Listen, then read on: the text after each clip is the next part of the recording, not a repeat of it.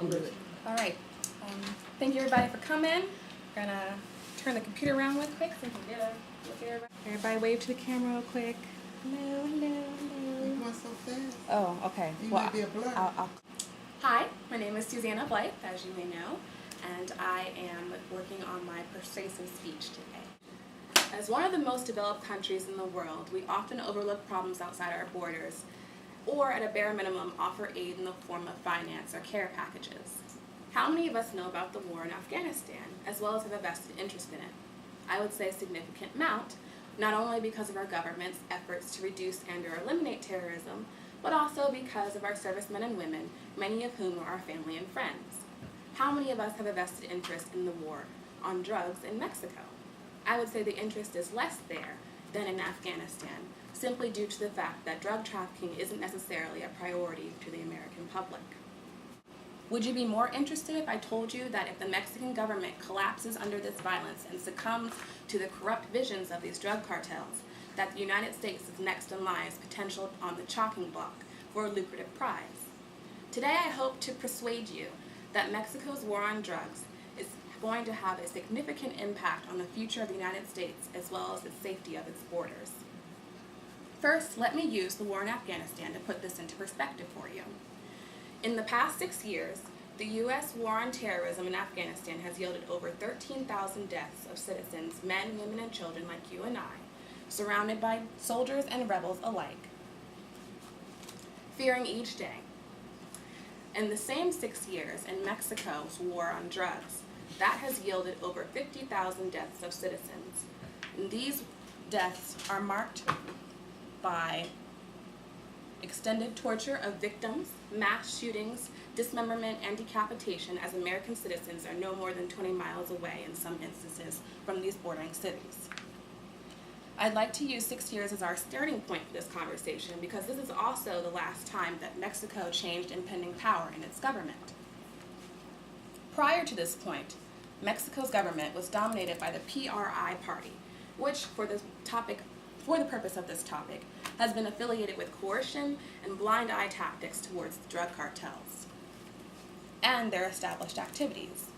Now term-ending President Felipe Calderon adopted tactics of the U.S. drug policy, which is confronting those drug cartels head-on, publicly and directly.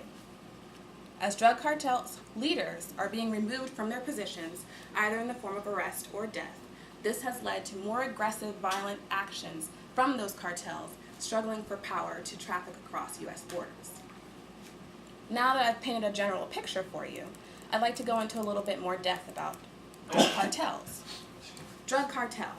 It sounds like a fancy word, just for thugs pushing drugs, and I know that's what I came up with when I used my context clues. In my research, I found that while the average American has the same view, we've got to remember that a war of this magnitude must be significantly more serious. Drug cartels, according to Wikipedia, are criminal organizations developed with the primary purpose of promoting and controlling drug trafficking operations. These once small-time operations in the Mexican government are no longer. Because of these blind eye tactics over the past 70 years before President Felipe came into office, these drug cartels have now grown, become well-established, well-financed, and well-armed. We forget that while we're in American borders, technology is not. They have the same access to these things as we do, and the money to finance it. I don't know any Americans that bring in $19 to $29 billion a year. In addition to that, Mexican drug cartels have grown in power because of U.S. removal of the Colombia drug cartels. Mexican drug cartels were originally wholesale in-between men for Colombia drug trafficking, but as those cartels have been disbanded, the Mexican cartels weren't brought to the forefront of their government's minds and filled the supply or the demand for drugs, wiser and increasingly more violent. So far, I've explained the what of the situation in Mexico, but not the why and how it affects the United States. These drug trafficking operations didn't occur overnight, so why is it important now? I have two reasons for you. One, United States as a whole, we are the consumer, inadvertently funding these volatile operations. As I just mentioned, Mexican drug cartels have existed for several decades, but they've also become more powerful since the demise of Colombia's drug cartels. Mexican drug cartels now dominate wholesale illicit drug market by controlling 90% of the drugs that enter the United States. Mexico is a major supplier of heroin to the U.S. and the largest foreign supplier of methamphetamine and marijuana, estimated by the U.S. Department of Justice stating anywhere from 40 to 67% of all marijuana in the United States.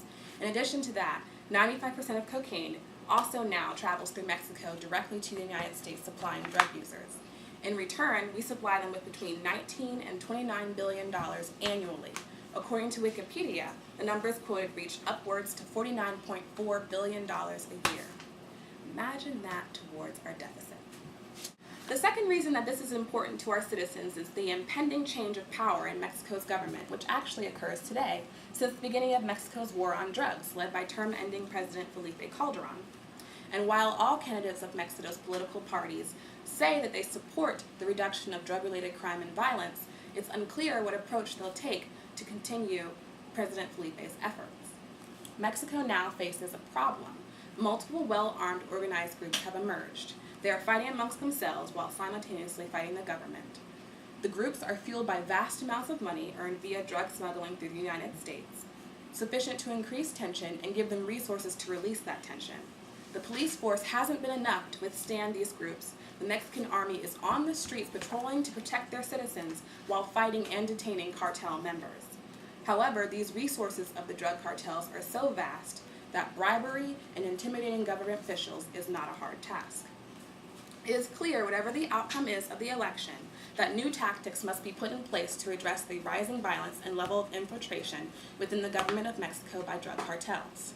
These drug cartels are well-established, well-armed, well-financed, and must be separated from their resources.